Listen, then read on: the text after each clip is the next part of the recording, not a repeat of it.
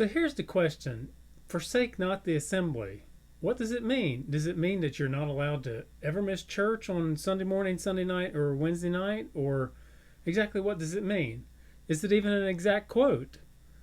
We want to look at Hebrews tonight, or right now, and looking at chapter 10, of course, is where this quote comes from that we hear so often. It's really basically the only declaration of faithful church attendance that we hear, that we really see, if that's really even what it means. So what exactly is it talking about in Hebrews chapter 10? Well, in order to get there, we need to see some context from the book of Hebrews. Now, the book of Hebrews was written from, we're not sure who. A lot of people will say Paul. Some theologians believe Timothy. Some theologians believe it's somebody else, possibly even Luke. We're not really sure, but Hebrews is an awesome book if you want to understand the Old Testament and the New Testament, and it really lays it out. It was written to the Hebrews, which were Jewish people. So a lot of what you see in there is extremely Jewish. It's talking about the law. It's talking about the different things that take place in the law, and especially the priesthood.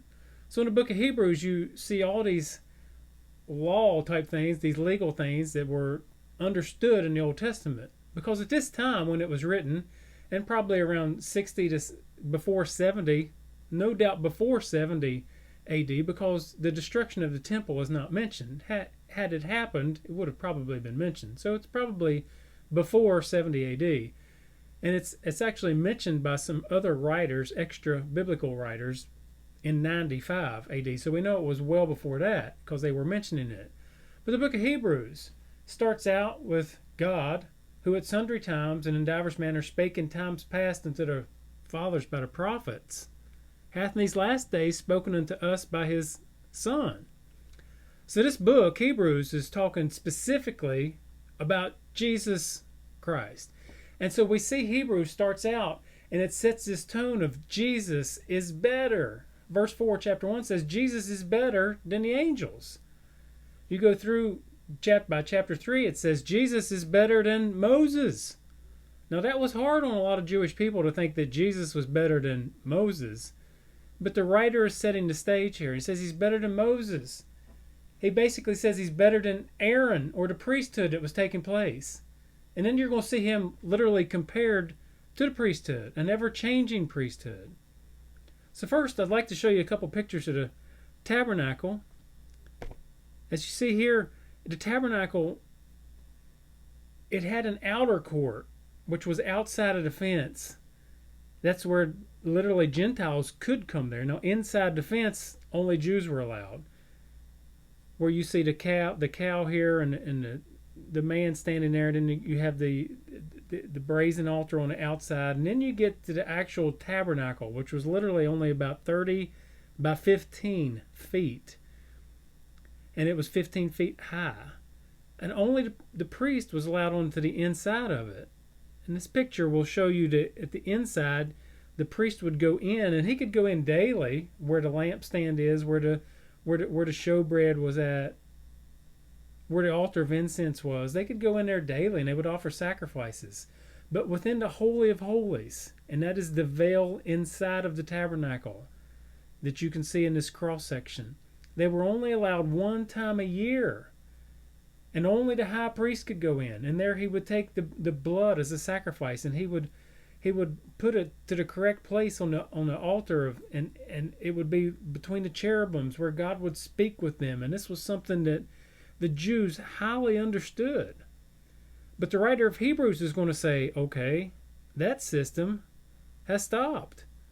And so we will see now going into Hebrews, we'll start in about chapter 8. So we see that Jesus was better than the angels, he's better than Moses, he's better than Aaron, he's better than the priesthood, and he's setting this stage. And then when you get to chapter 8, it says, now the things which we have spoken, this is the sum. In other words, everything we've said so far, and I'm not going to take time to list everything in Hebrews chapter 1 through 7, but it says this is the sum. We have a high priest who sat on the right hand of the majesty in the heavens, a minister of the sanctuary and of the true tabernacle, which the Lord pitched, and not man. So as opposed to this tabernacle that was just shown on the video There's a true tabernacle in heaven, and this is where Jesus Christ ministers, at the true tabernacle. And this is the one that the writer here has been talking about some of the things that happen within the temple, within the tabernacle. And now he says, this is the sum of it. Jesus Christ. He was the one, he would be the eternal high priest. It says in verse 5 of chapter 8, who serves as an example and shadow of the heavenly thing. So the priest under the Jewish law were only an example and shadow of heavenly things. Verse 6 says, but it had been obtained a more excellent ministry, by how much also he, meaning Christ, is the mediator of a better covenant, which was established upon better promises. He says, listen, what Jesus Christ came to fulfill, what he does in the eternal temple, the blood that he shed, it's better. It's a better promise. It's better things. He said, for in verse 7, for the first covenant had been faultless, then should no place have been sought for the second. So he says, if there was nothing wrong with the first one, then Jesus Christ would not have had to come. But he did come, and thank God he did come. So we go through chapter 8, skipping several things, but verse 13 says, he saith a new covenant, because he made the first one old. And I'm paraphrasing. It says, now that which decayeth and waxeth old is ready to vanish away. Now this is King James. You could look at ESV and it literally says become obsolete. And the first time I ever read that in the ESV, I thought, well, why are they using the word obsolete? Well, if you go to a Strong's Concordance and look up the word decayeth and the first word old here in verse number 13, it will give you the definition of become obsolete. So I don't think they were doing an injustice by writing it that way. So he says literally the covenant that the Jewish people served under would come obsolete. It would be old. It would decay. And why? Because a better covenant had come. Jesus Christ. It says chapter 9, then verily the first covenant, it also had ordinances of divine service and a worldly sanctuary, for there was a tabernacle made.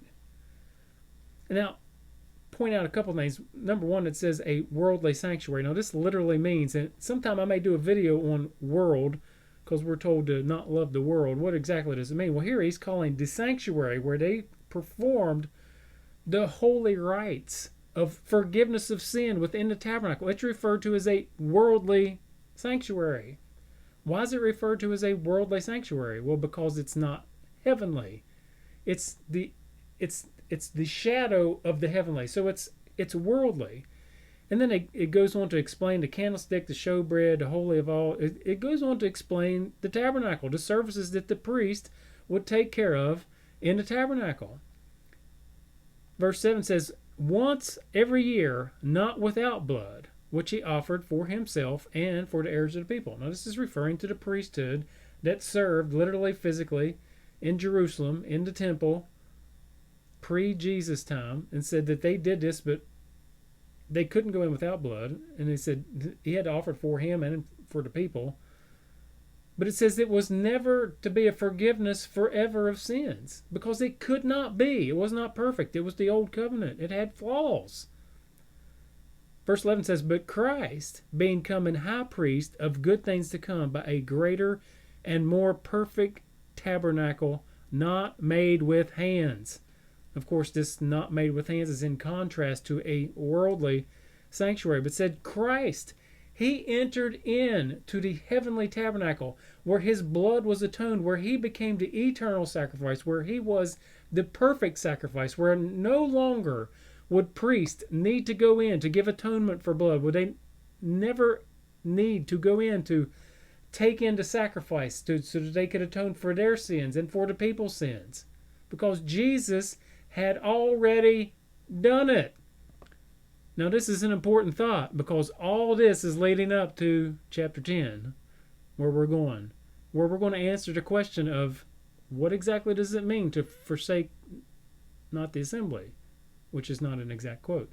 So we get in here, it says, but by his own blood, verse 12, he entered in once into the holy place. It says he obtained eternal redemption for us.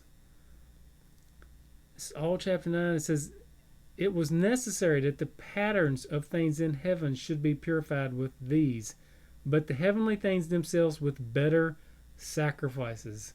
What was the better sacrifices? Jesus Christ. The priest was no longer needed to take the sacrifice, to take into the temple. They were no longer needed to have their feast days where they could all come for Yom Kippur, the Day of Atonement. It was no longer needed that all Jewish people from all over would come that year, that day of the year when they would come, when they would prepare their sheep for sacrifice, when they would take it for their blood of atonement. It was no longer needed. They no longer needed to go into the sanctuary for that purpose because Jesus had already paid that debt. It was done. Jesus Christ did it. Chapter 10. For the law, having a shadow of good things to come, and not the very image of the things, can never, with those sacrifices which they offered year by year, continue to make the comers thereunto perfect. Said they couldn't do it. They could not give this perfect atonement. Verse 4 says, for it is not possible that the blood of bulls and of goats should take away sins. It's not. Verse 11, and every priest standeth daily ministering and offering oftentimes the same sacrifices, which can never take away sins. But this man, after he had offered himself one sacrifice for sins, forever sat down on the right hand of God. It says Jesus Christ has already paid that price. The writer, he's talking to these Jewish people. Some of them are in turmoil. Some of them are wondering, do we still do the temple sacrifices? There's some people that's saying we do. There's some that's saying we don't. What are we supposed to do? So this writer is confirming that you don't need to do that. And so can you imagine some of the confusion? They're like, okay, so for the last 1,500 years, we've been coming either to the tabernacle or to the temple when we had one to give these sacrifices, to take care of this sin for an atonement. And now, what purpose would we have to come to the sanctuary? What purpose would we have to come to the temple? He's going to tell us. And so they're wondering, okay, so we're not giving our sacrifices anymore. We don't do these things anymore. So what do we do? And so the writer understands that they're going to be like, okay, so there's no point in coming to an assembly of people because that's why we were doing it. We come so that the priest could forgive us of our sins, so they could take our sacrifices, so that we could see these things taking place under this covenant, under this legal system. That's why we were coming. So the writer says, okay. Verse 23 says, let us hold fast the profession of our faith without wavering. So he said, okay, you may be wondering, why do we need to do this anymore? He said, I want you to hold fast. Just stay tight with me for a minute. And he says, I want to point this out. I'm using King James today. It says, profession of our faith without wavering. Now, this word faith, it's not the word that we normally see in Greek that's translated into faith. In fact, this Greek word that's translated as faith is only in the New Testament 54 times. 53 of those times is translated as hope. Only here is it translated as faith. So don't let it confuse you. We can read it this way. Let us hold fast the profession or the confession of our hope without wavering. What is our hope? Our hope is Jesus Christ. He came. He paid the debt. No longer does the priest need to go into the temple. No longer are they needed to take our sacrifices because it has been done. So why do we get together? Why do we come to the tabernacle here, at least under their system, to their tabernacle, to their sanctuary, to their temple? He says, okay, so don't lose the hope. And it's, verse 24 says, let us consider one another to provoke unto love, unto good works. It's okay. He says, okay, so you're not coming together for the sacrifice, for the priest, but come together to provoke one another to love and to good works. And then he says this phrase that the whole video is about, not forsaking the assembling of ourselves together. Number one, it doesn't say forsake not the assembly. It says not forsaking the assembling. Now, it's similar in like the ESV.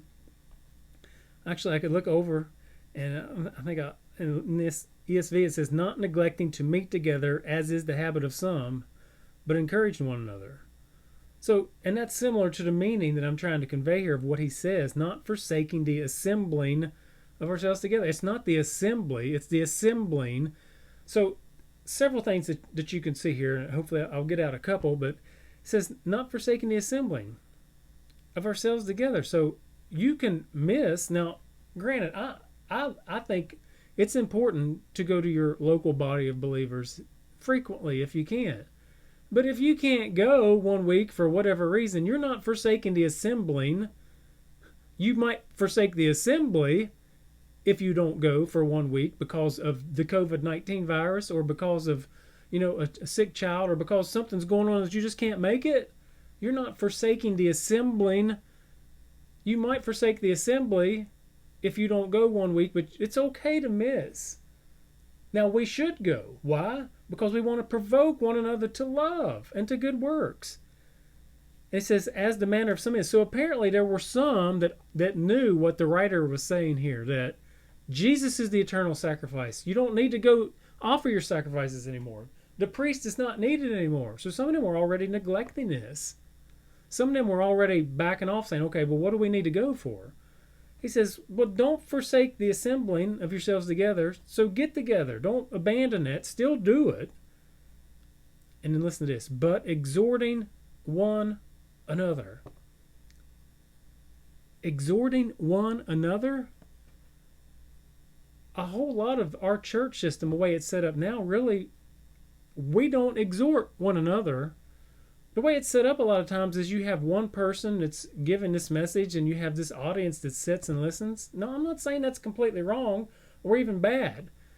But a lot of times what may or should take place in like a small group where everybody's given a little bit of feedback and those sort of things is more of exhorting one another. It's what he says. He says to exhort one another. And let me say this. You can go to church. You can be there every Sunday morning, Sunday night, and Wednesday night, and still be forsaking the assembling because you're not exhorting one another. You're not provoking to love and to good works. You're not doing what he says to do. It says, and so much more as you see today approaching. I don't know when the day's coming. I do believe he's referring to the day of Christ, because if you look down later in the chapter, verse 37 says, for yet a little while, and he that shall come will come, and will not tarry. So I believe he's probably referring to the second coming of Jesus Christ, but exhorting one another, and so much more as you see today approaching. I think it's easy to say we should be exhorting one another more now. We should be provoking one another to love and to good works more now than ever. So don't forsake assembling together. Get together so you can love one another, so you can provoke each other, so you can exhort one another. And one place in Corinthians, when he's talking about the body and how each person would have the psalm, each person would have this or that, he said it was for everybody to do. And he says, if somebody comes into your congregation and they see that you're not, prophesying to edification, exhortation, and comfort, if you're not doing these things, then said the person that comes in, this is in 1 Corinthians chapter 14, they're going to just be like, well, basically, why would I be here? But it says if they do come to your assembly, your assembling, your ecclesia, your gathering, and they see that people are edifying, exhorting, and comforting one another, it says that they will fall down and worship God and say that He's real. So this is what we're supposed to do. Whether you could make it every single time a door's open, it would be good for you and for others if you can. But if you can't, you're not necessarily forsaking the assembling. No, but I tell you how you can forsake the assembly. By not exhorting one another. By not loving one another. So let's do what Jesus said and love our neighbors as we have to love the Lord our God with all our heart, with all our soul, and all our mind. Until next time, love your neighbor.